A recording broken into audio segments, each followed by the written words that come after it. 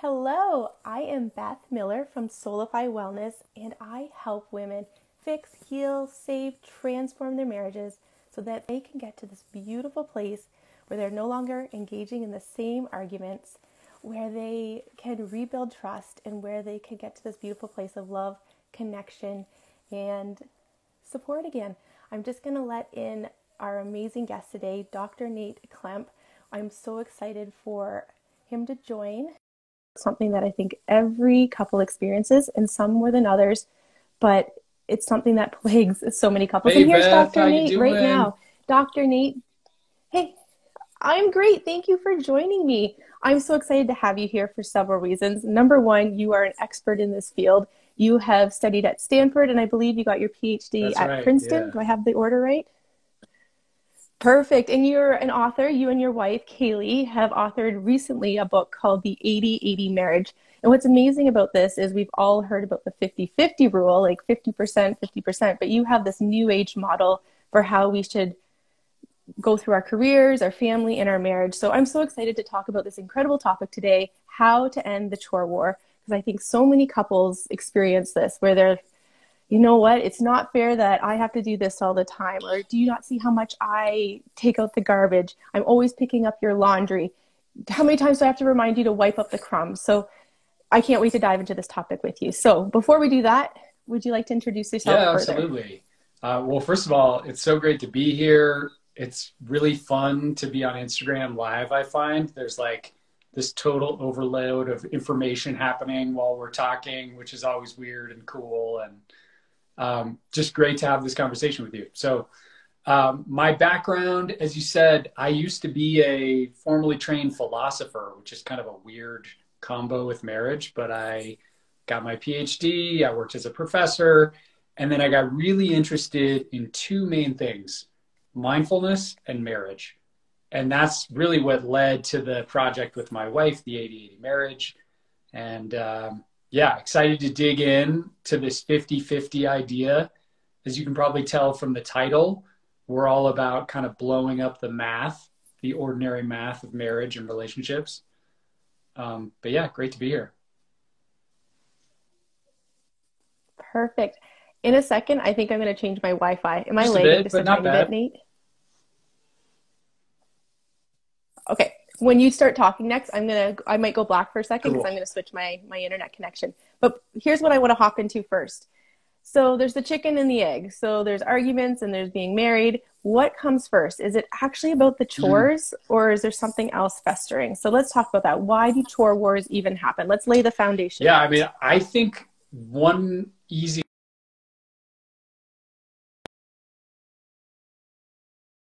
live through this pretty radical cultural shift from what you might call, the 1950s model. We call it the 80-20 model, where one partner, historically the women, does almost everything.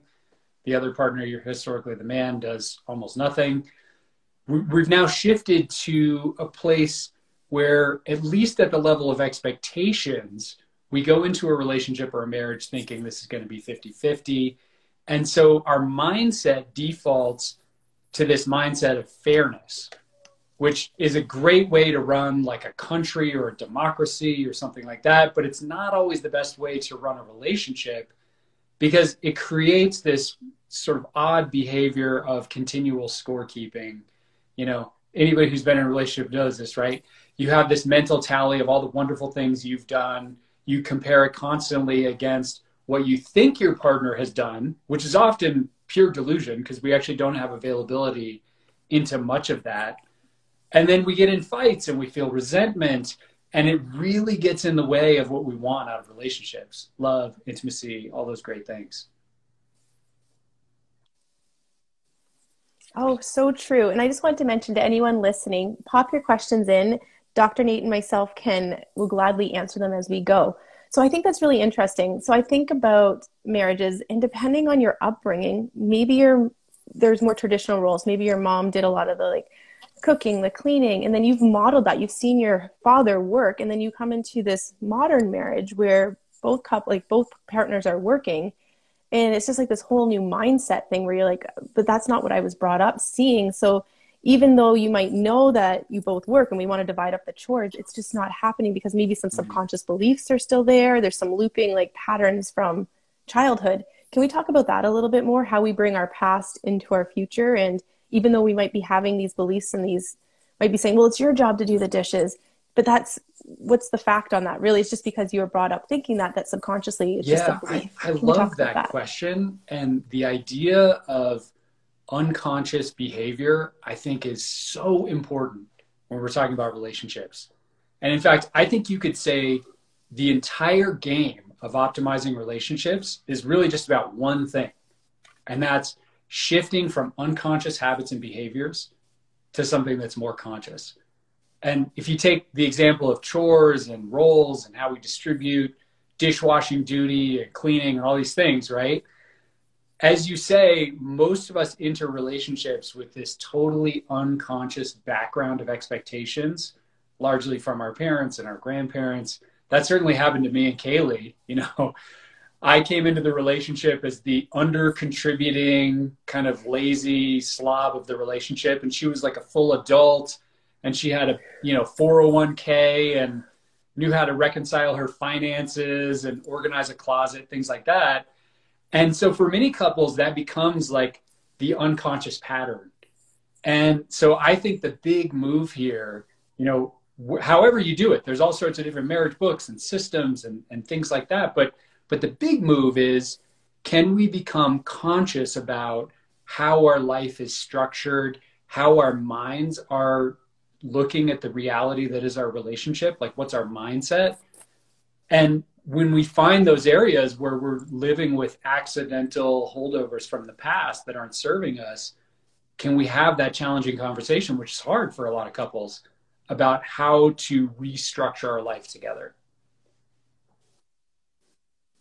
Well said. One of the tips I always give the women I work with, I primarily work with women. Nice. I don't work with husbands. The women I work with, I find that their husbands have kind of checked out. They're like, everything's fine. Right. Why do you want to talk to a counselor? I don't want to rehash my problems with a counselor. It's between us. But so I work with women, and one thing I tell them, I suggest, is awareness. So the first thing that comes up is usually an emotion. It's usually that anger, that frustration, that feeling unappreciated. And that's this massive clue into something that's not right, something that's not in alignment with who you are. So digging into that emotion to be like, where is it coming from? Because there's usually a thought that comes along with that emotion, that thought that, you know what, I don't think it's fair that we both, or that I'm the one that has to empty the dishwasher every time. And it might not be every time, but a lot of times things get really like exaggerated, drastic. I always do this. I never do, or you never do this. And so digging into that thought and wondering, like, where did that belief come from? And even talking about that with your partner too, just being like, I feel this way. And is there any way that you can help out too? But sometimes it's not well received. Sometimes it comes from anger because your partner still has that kind of belief on the inside. Like, I don't need to do that. I already work 9 to 5. Why do I have to do some more work? So sometimes I tell the women, you know what, it can take your husband some time to kind of up level with you. Like, what I suggest is get those emotions, kind of understand them, understand the anger, and realize, you know what, I don't want to feel like I have to do all the work in this relationship. And so kind of coming to a place where you can almost forgive your partner for maybe not having that same belief or be in alignment with you at that time. And eventually when the arguments kind of stop over the dishwasher, it's never just about the dishwasher, but when the arguments stop a little bit more, then they'll be more open and receiving to like hear your conversation, because it won't come across as nagging.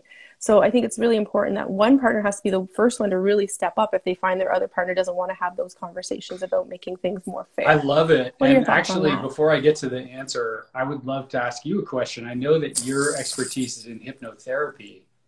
And I would imagine that part of what you're doing with these women is you're uncovering some of the sort of foundations of these belief structures. And I'm just curious, when you work on something like the chore war, these kinds of fairness thoughts, like what's underneath? What are women finding?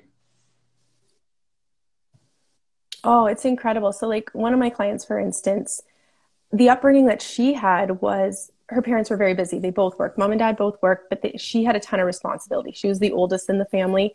So she had tons of things to do, take care of her children, take care of her younger siblings, get the dishes done, start dinner sometimes. So she had all these almost like parenting responsibilities. And if they weren't done, her family would get really upset with her. Her mom and dad they would yell at her. Things weren't great, right? It wasn't a very healthy household for communication. Now in her adult life, she finds she's always picking up after her husband. And so there's total resentment there because of this. And she was so stuck in these arguments because she's so used to things having to be done a certain way. And then when her partner wasn't doing it, so we can go back to her past and be like, you know what, it's okay that you didn't get all the jobs done, like get the dishes done, the sink's full of dishes when her parents would come home and she'd get yelled at. Let's go back and give yourself, like, reparent the child and be like, your parents were doing the best they could at that time in your life. But that doesn't mean that defines you, that you didn't get the dishes done, which means you're a bad person. And we kind of like reprogram the dishes, and because the dishes were this like huge like inner child wound that she had because she based that on her self-worth. So in her relationship, that's like a sign of worth, is getting your jobs done, when really it isn't. So when we can uncover maybe some of the chores or the responsibilities that you had as a child, or just witnessing from your parents and understanding that deeper level that you don't even realize is consciously there, then it can drastically make changes. Yeah, that makes total sense to me. And I think we're aligned there. You know, the way I like to think about it is that in a relationship, you have a certain mindset. And I think the way we've sort of been programmed by our culture is to have this 50-50 mindset that everything needs to be fair.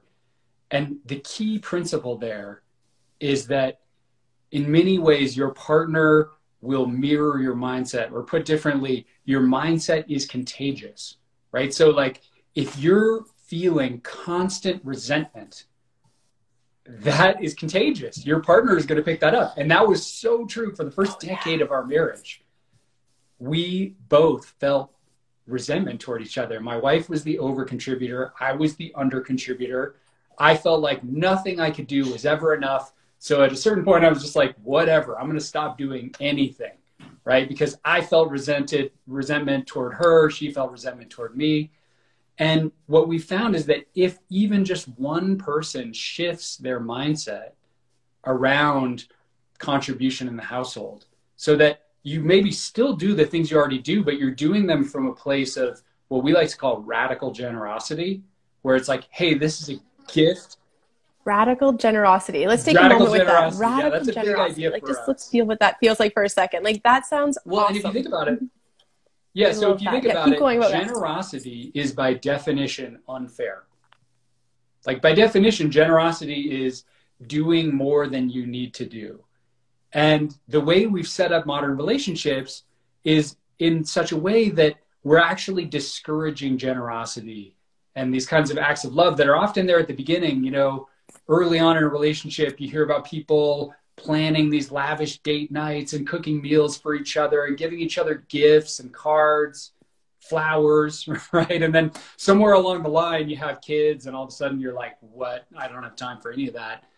But we think that, you know, if even just one partner can make that shift in mindset toward radical generosity, and that includes things like contribution and actually expressing your appreciations, revealing your full experience in marriage, all of a sudden that can become contagious. And that's a way of kind of like shifting the whole system, because your partner is going to pick up on that, you know, and they're going to feel less resentment. They're going to be more likely to contribute, and you get this upward spiral effect.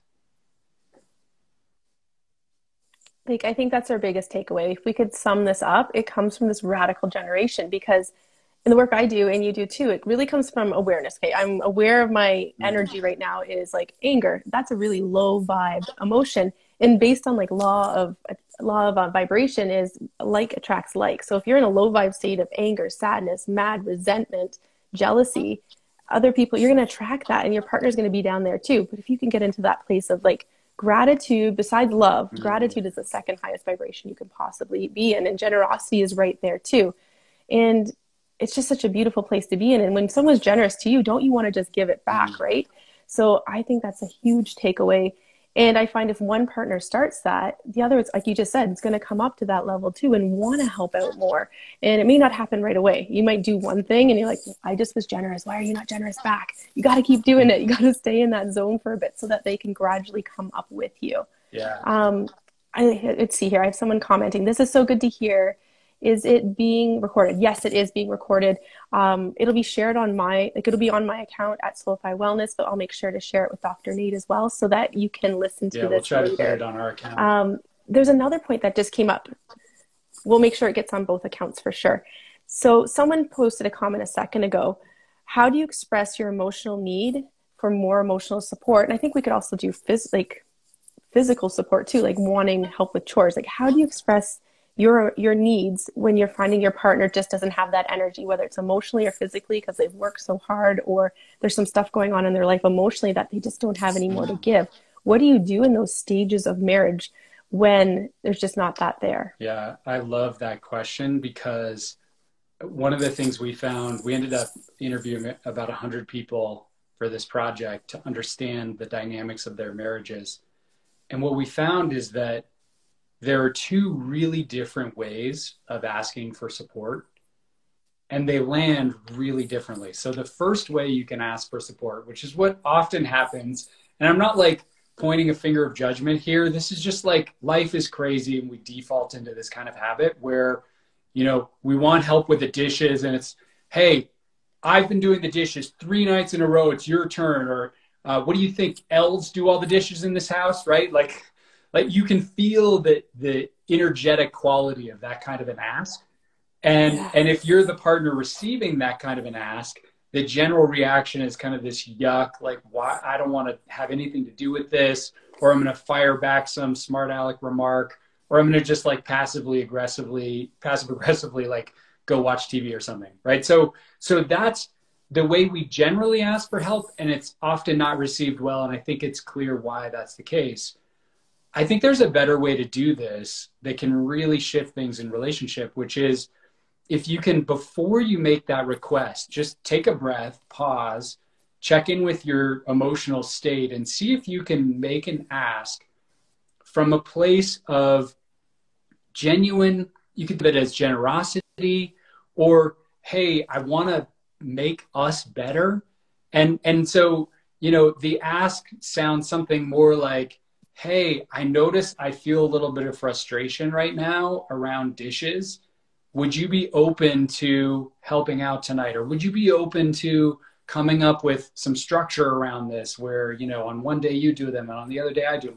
Whatever that looks like for you, it's really just about like, what's the underlying motivation and mind state that's driving the ask? And if you can shift towards something a little bit kinder, a little bit more generous, and more about this spirit of, hey, let's win together here, all of a sudden that can radically shift the results that you're getting. Yes, that's great. So let's go one step further. What if your partner is like, I don't care if the dishes are done every night. I don't care if I leave a coffee cup or my chip bowl in front of the TV before I go to bed. Like, what if they're like, that's not one of my core values. I don't care. Why do you care so much? Who's going to be the one to give? What's the answer here? Yeah. So what you're getting to, which I think is really kind of cool and important, is when it comes to how we divide up roles in a relationship, there are a couple things that I think are worth taking into account. And again, this is that shift from unconscious, we're just, you know, doing everything because of historical accident and 1950s gender roles, to something more conscious. When we try to make that shift around roles, I think you can start to use those differences as actually clever ways to design your structure. So we think about that as a difference in what you might call standards or service level. You know, one of you wants a really clean kitchen, the other doesn't. That could be an indication that the person who really wants the clean kitchen, that becomes like more of their role in the relationship, that they become the kitchen cleaner person. And then you can balance that in a structure of roles by saying, hey, you know, my partner actually has that same nitpickiness around finances. Like, why don't we have him or her run that? And so you can kind of start thinking about roles as, what am I good at? What do I love to do? What can we outsource? But also, where are our standards different? And if our standards are different, the partner who has the higher standard will do a better job at sort of carrying that role.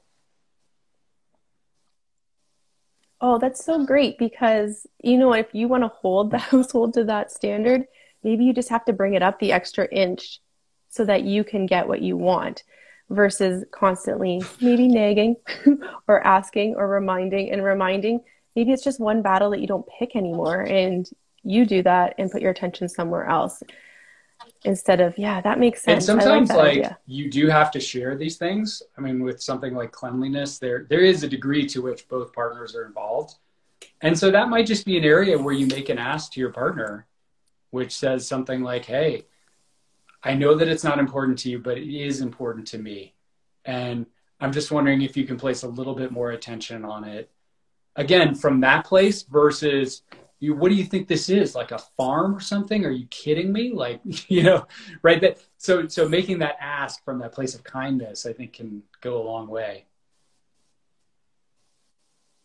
For sure. Like our partners are not here to be our enemies. We really are a team. And so often we forget that we are a team and we see them as our enemy that's actually trying to like hurt us for some reason. Like by like on purpose, they leave things out to bother us. But it's not true. We're all doing the best we can with what we have in that moment. And so going to that place of kindness and just being like, are they actually trying to be vindictive here? No, they're not. So I think that's a really good mindset shift. So some product I was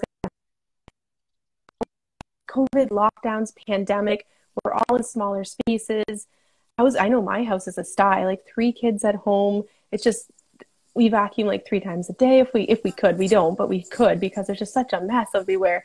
And so, yeah, when we talk about chores and just being this close together and just the emotions of that, how has pandemic, relationship, chores kind of all festered in this like kind of petri dish for the last like 2 years? What are you seeing in your research and your practice? Well, and I just saw a comment that came in about gender roles and how COVID has sort of shifted those or pushed those to be more extreme. And I think that's absolutely right. There's this great resignation happening. But if you look at the numbers, it's really a great she session, they're calling it, right? Because 500,000 more women than men have left their jobs. And so the weight of this is falling disproportionately on women. And I think we have to call that out. And the implication of that is that for many couples, this conversation over how we're dividing up our work at home and what our values are and how we win together, I think is all the more important because, the stress of COVID is such that without that kind of clear alignment, any problems we had before, any conflicts we had before are just amplified. I mean, it's like COVID came in and just like jacked up the volume on everything that was already happening, right? So if you had a argument going about who did more, who does more, or, who's doing the dishes, COVID comes and you're having that argument like 10 times more or with 10 times the intensity. So I think COVID really could be an opportunity for many of us to just get a little bit more intentional about how are we setting this up together and how do we do it in such a way that we win.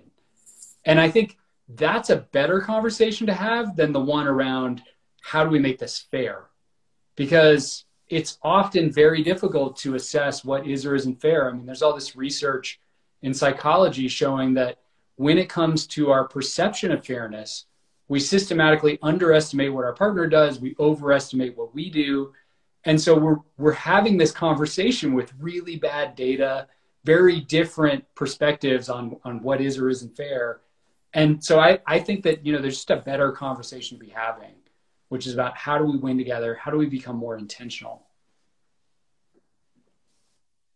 Mm-hmm. Yeah, it's a great lesson because I always say to my kids, like, it's not about fair. It's what everybody needs individually. I can't blanket fairness across the whole board. It's really based on what your needs are. That's how we decide what we give each other. And it's the same in your relationship as well. And I love that it's not 50-50, the 80-80. This brings up my next point too, is kids. Kids are involved in all this. They're watching the chore war. They are learning just like we learned from our parents. So let's talk a little bit about kids and the impact that seeing their parents potentially fight has on them. And nobody wants to fight in front of their kids, but it happens. And then sometimes parents, I find, will just kind of sweep it under the rug as if their kids didn't hear it because they weren't part of the conversation. But those poor little bodies, they absorb that energy, they hear it all, and they feel it, although they may not articulate it. So I think there's some really important steps that need to happen there. So maybe you can talk about that first. Yeah, I mean, I think you're absolutely right that kids are observing all this, they're taking all this in. And it's also true that I think conflict and arguments are unavoidable in relationships. I mean, if you share your life in a small space with another human being and you don't argue, then you must be like Jesus or Buddha or something like that. And you shouldn't be watching this. But for the rest of us normal people, I mean, we are going to have those moments. And one of the things we've really tried to do, and I think this is based on quite a bit of research, is when we have an argument, we try to clear it up in front of our kid, or at least so our child has some visibility into both what an argument looks like, but also what a repair looks like. And so for us, you know, we talk a lot about revealing. We have a practice called reveal and request, which is when you're in one of those arguments or you have a miscommunication or your feelings are hurt, can you just make the clean reveal, hey, this is what I'm feeling right now. So not you did this to me, just like my inarguable truth, revealing that. And then maybe there's a request attached to that. So I noticed that when I walk in and the dishwasher hasn't been unloaded, I feel frustrated. And I'm wondering if you could help me out unloading it now, or if you could unload the next one, or whatever that might be. Again, if your kids can see that and see you shifting like that, I think you're kind of giving them like the best social emotional education they could hope for. Okay, so big takeaways so far for me, the generosity, the radical generosity, like just give to your partner and be on the same team. I love that advice. If you do argue in front of your kids, it's just important to show them the repair of it instead of maybe doing that later at night after they've gone to bed. So what I want to say here too is it's just so important, you're right, to show that healthy communication in front of your kids. One of my last questions is it really truly about the chores in the house, these arguments? And I think we've alluded to this already, but is there an element that it is actually about the chores, or is it always festering below, do you think? Yeah, I think the argument is always deeper. It's always like 3 levels deeper than we think. I remember my wife and I had an argument about whether we were going to go to a certain dinner party, and it turned into a pretty heated argument. And I realized that underneath it, a few levels, was this feeling of just like, I needed to slow down. And so it could sound like it was an argument about how we set up our calendar and it's not fair, we're seeing your friends or whatever. But underneath it, there was some missing value or experience for me that I really wanted, that I was afraid to ask for. And so what I love about your approach and the work you do is, you know, if you can slow down and just see what's underneath all of these different layers, often the fairness fight will kind of dissolve, you know, and then you can start to have that conversation, which I think is way more meaningful, about, hey, what do we need to win together, instead of how do we make things fair? I mean, that, to me, that's the biggest shift. And along with that is the shift from thinking in your own mind, how do I win, to like, how do we win? How does this family win together? How do we win as a couple? If you can start making that shift together, I mean, that really changes a lot and goes a long way. That supports the generous, like the radical generosity, because you're on the same team. So how do we win together? It's about being your own detective, really. It's getting excited, like, oh, I'm triggered, I feel angry. But it's not really about, like we said, the socks on the floor, the dirty laundry. It's about something deeper. I'm curious. I want to get to the bottom of that, so we don't have these continuous cycles that are supposedly about not getting the vacuuming done, not changing that light bulb for a week. I want to get to the bottom of these layers. So I get curious. I'm aware of my emotion. I try to dig into it. Journaling is one of the things I suggest to my clients. If I have some deep meditations, there's one on my website you can check out called The True You, but it helps you release some of this stuff just by journaling. And it can be even as simple as it sounds horrible, but sometimes like, I hate my husband because, and really you don't hate him, but if you can kind of spew out all the things that feel like hate in that negative, low vibe frequency, when you can kind of get that on paper, and then slowly it'll turn into like, you know what, he is okay. And it's amazing once you can kind of get that energy out. if you're not doing it verbally in an argument. But if you can get that out on paper, then destroy the paper. You don't need to keep the paper. You don't even need to be able to read it. You could scribble it with tears, whatever it is, but it's got to come out of your body. And from there, you can get to that place of like, okay, what do I really want? What do we really want? So I think this is so amazing. And how am I not acting authentically too in this conversation? Like sometimes after the conversation, I don't know if you felt like this with your wife too. You're like, who was that monster? I didn't even know that was in me. And so sometimes we get just so out of alignment with who we truly are. And we need to bring ourselves back to the couple we were, the person we are. So Nate, do you have any final words before we go? And like maybe some final comments to wrap it up, or where we can find your awesome book. I know it's on Amazon, it's on Barnes and Noble, or if you have anything else to share. I would just leave with one comment about space. I think right now in particular with COVID, we all need space in terms of our own headspace to be able to slow down and be a little bit more mindful in our relationship and a little bit less reactive. So if you can give yourself a little bit of space, write yourself a permission slip if you have to. And then as a couple, if you can give yourself space, you know, maybe that's date night, maybe that's a day, maybe it's a date hike, but just it's that space, I think, that allows you to kind of like slow down the hysterical pace that we run at and start to make decisions and navigate your relationship more mindfully. So I would advocate for that. And yeah, our book, The 80/80 Marriage, we have it available. A bunch of links on our website. It's available everywhere books are sold. The paperback's coming out in 3 weeks. So that's exciting. That'll be out soon. And yeah, look forward to continuing the conversation with you, Beth. This is fun. I really like it. Enjoy it. Yeah, this has been great. Thank you for joining me. And if anyone's listening, you can hop over to my profile, my bio, grab the link there. And I have this great guide called 3 Ways to Save Your Marriage, 3 tips that are in line with like how to really get those arguments to end, how to kind of get back in alignment with who you truly are, kind of like that we statement, like who are we together, and really how to create that love, support that you so truly desire. So you can grab my guide, 3 Ways to Save Your Marriage. But Dr. Nate, we will do this again for sure. It's been wonderful. I know my audience would just love to hear all this incredible advice that you've given us today. So thank you so much for joining me today. So great to be here. Thanks everyone for coming. All right. We'll talk to you soon. Bye.